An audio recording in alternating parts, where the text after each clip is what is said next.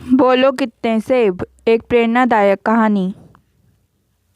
एक 7 साल की लड़की को मैथ्स पढ़ा रहे टीचर ने पूछा, अगर मैं तुम्हें एक सेब दूं, फिर एक और सेब दूं और फिर एक और सेब दूं तो तुम्हारे पास कितने सेब हो जाएंगे।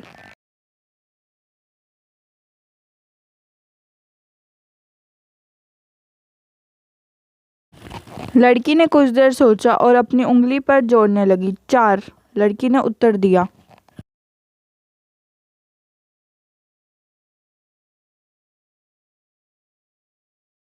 टीचर थोड़ा नाराज हो गया। उसे लगा था कि यह तो कोई भी बता सकता है, शायद बच्चे ने ठीक से सुना नहीं।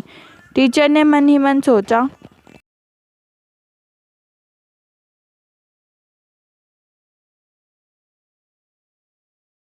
उसने पुनः प्रश्न दोहराया, ध्यान से सुनो, अगर मैं तुम्हें एक सेब दूं, फिर एक और सेब दूं और फिर एक और सेब दूं तो तुम्हारे पास कितने सेब हो जाएंगे।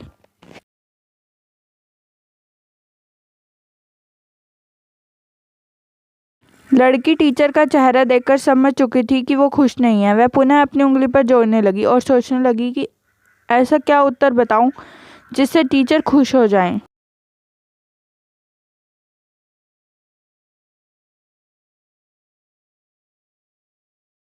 अब उसके दिमाग में यह नहीं था कि उत्तर सही हो, बल्कि यह था कि टीचर खुश हो जाए। पर बहुत सोचने के बाद भी उसने संकोच करते हुए कहा, 4।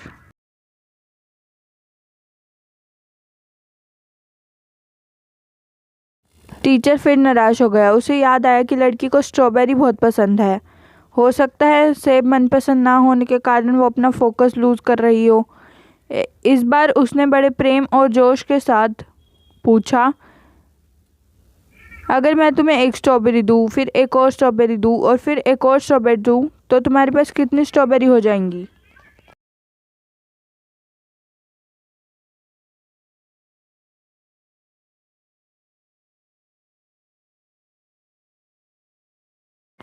टीचर को खुश देखकर लड़की भी खुश हो गई और अपने उंगलियों पर जोड़ने लगी। अब उसके ऊपर कोई दबाव नहीं था,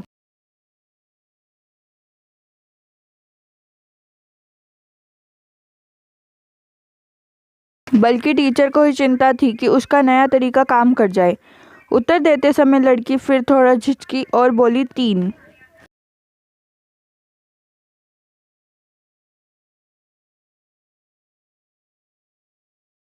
टीचर खुश हो गया।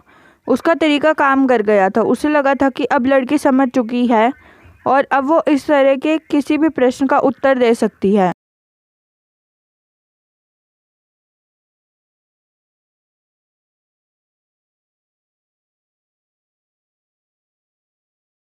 अच्छा बेटा, तो बताओ, अगर मैं तुम्हें एक सेब दूं, फिर एक और सेब दूं और फिर एक और सेब दूं तो तुम्हारे पास कितने सेब हो जाएंगे।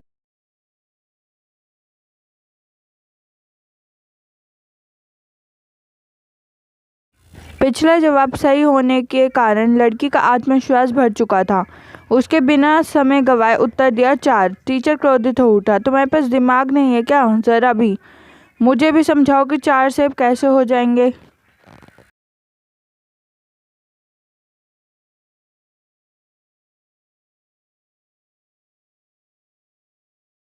लड़की डर गई और टूटते हुए शब्दों में बोली, क्योंकि मेरे बैग में पहले से ही एक सेब है। फ्रेंड्स, कई बार हम ऐसा होता है कि सामने वाले का जवाब हमारे अनुकूल नहीं होता तो हम टेम्पर लूज कर देते हैं।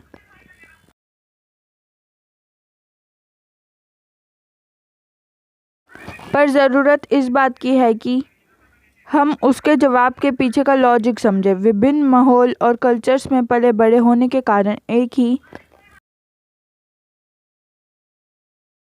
चीज़ को अलग अलग तरीकों से देख समझ सकते हैं। इसलिए जब अगली बार आपको कोई अटपटा जवाब मिले तो